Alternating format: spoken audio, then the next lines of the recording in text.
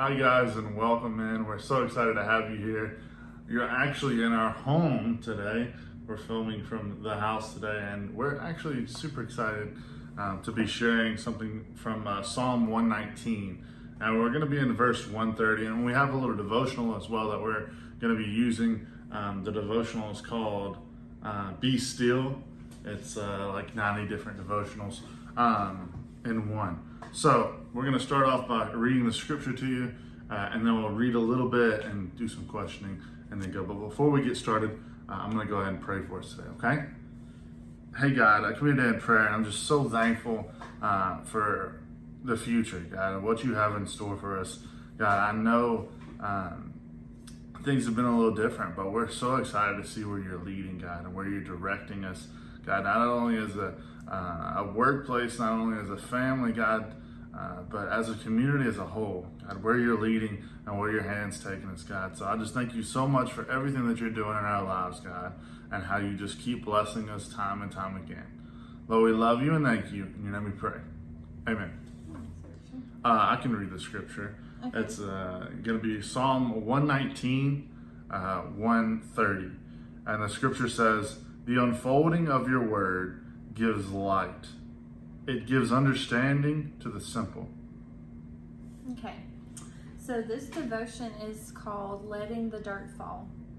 Mindfulness is a trendy subject right now, which makes sense considering how difficult it is to get alone with our thoughts in a hectic culture that surrounds us.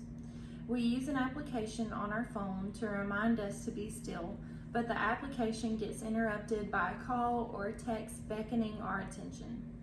As we pick up our phone to react to the prompted communication, our schedule already gets off kilter.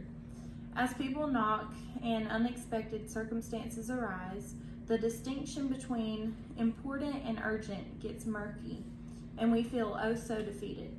Lord, can you just show us what you want us to do? Isn't that how we feel? And I think sometimes we often ask for the Lord to show us,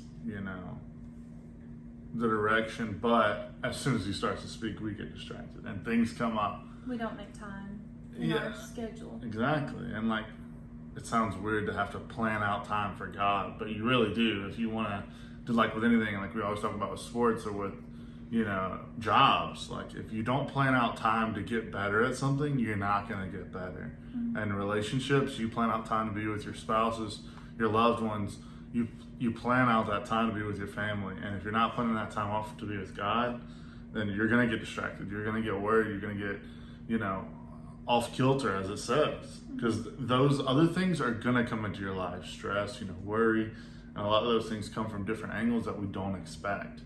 And not planning and not taking time for God, it can be a problem. Mm-hmm. I agree. Go ahead. All right. Think about this for a moment. In a glass of dirty water, to become clean, set it on a counter, unmoved. When it seems to have rested, let it rest a little more. Even when we believe the purified water is completely clear at the top, there is still some dirt that will eventually fall to the bottom of the glass if the glass sits long enough. This purification process is so similar to that of our own heart and mind. We search for clarity and strength and direction, but all the while we are trying to see through dirty water. Seeing requires patience and stillness.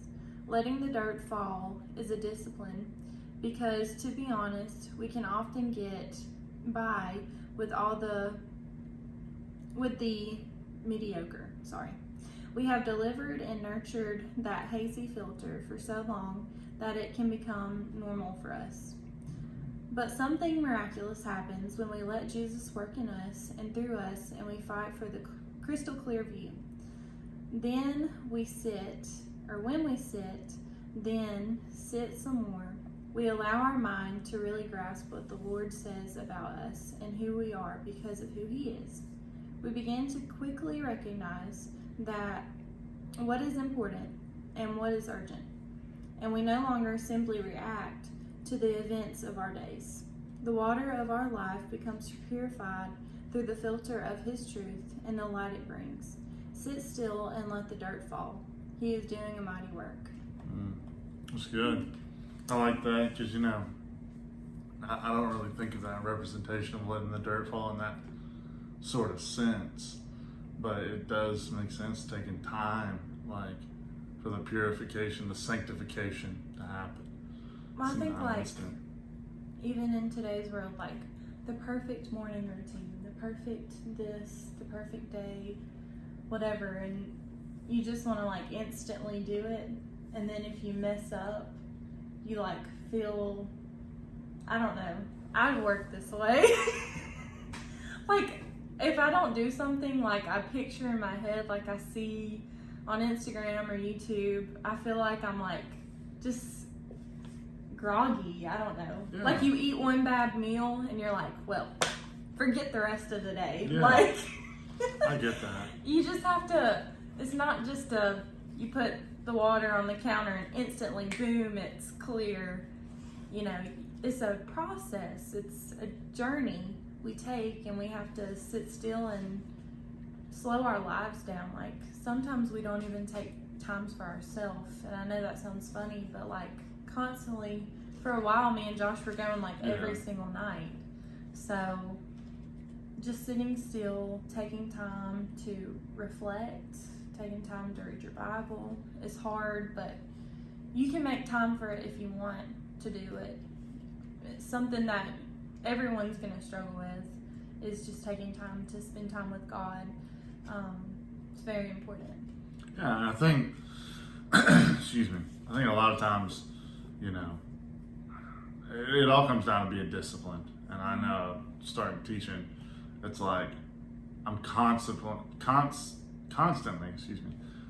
preaching discipline. And like, a lot of people crave discipline. Like, they want direction, they want leadership. But often when it comes to God, we say we want it, but we don't take the time to, you know, be changed and to be different and to be molded into what He wants us to be. Because it's like, you want to be this perfect person, but yet you won't go through the time to get molded. Like, you know, go through the pain to get molded and go through the struggles that make you who you become, right? You just want to be the final image and not really what it takes to get to that. I know a lot of times I look up to, you know, what would be called super Christians, right? You know, the all-star preachers, and like, I look up to that and I'm like, man, that'd be cool to do that, and it could be cool to have that much impact and, you know, that much growth. But at the same time, you know, I don't want to go through the, you know, time and the growth. Exactly. Like, you don't want to do that, but yet you want the end result. And I think that's something with God that we often miss out on, and often like kind of just avoid, because we're scared of growth and we're scared of the time that it's going to take to grow. I mean, talking about degrees, you know, like getting your master's degree, and like, oh, that's going to take 2 years, and you're like, oh, well, I can do that, I guess. It's going to be awful. And then you're like talking about growth with God, that's a lifetime. And people are like, oh, I really don't want to do that. I don't have time for a lifetime of growth and for eternal growth. And it's like, well, you know, if you don't have time for that, then you're going to be missing out on a lot more than degrees and a lot more than dream jobs, you know, if you're not willing to put in time with God, because He's the structure of everything, especially with your relationships. Like, if God's not the foundation, you know, what's it built upon? I don't know. And that's what's crazy, because oftentimes, like, I will be like, man, I can't imagine people who are, you know, doctors who go to school for 8 years, and then like, I'm like, oh, I want to have a deep relationship with God. Oh, well, that takes a lifetime. And I'm like, whoa, I'm not ready for that. You know, it's something that, you know, if you want that quote unquote dirt to fall away in your life, it's going to take a lot of growing. Yeah. And a lot of chiseling. And it's nice to look back on the growth. You know. True. It says something to look back. Like, I can look back on my life, like, not even 5 years ago, you know. Right.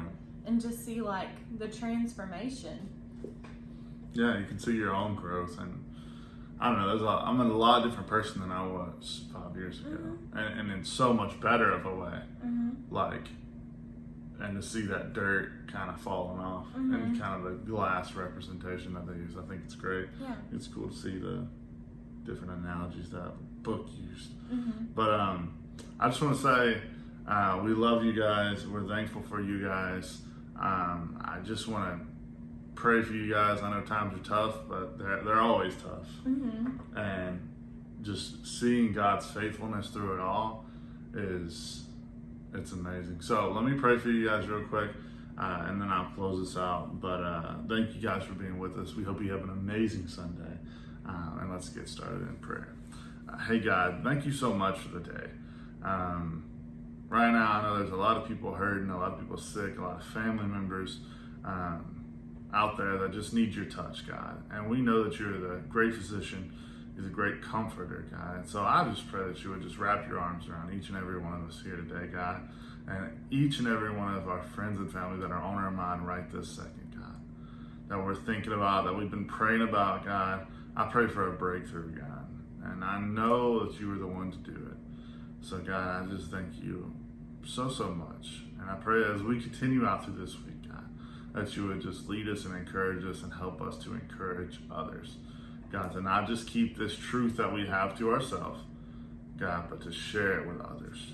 So Lord, we love you and we thank you for everything. In your name we pray. Amen. All right, guys. Well, we hope you have a good one. Hope you enjoy your Sunday and your week. And take a nap, rest. Take a nap, rest up on this beautiful Sunday, and get ready because this week it's going to be a good one. Yeah, it is. All right, guys. We love you. Take it easy, and we'll see you Bye. next time. Bye.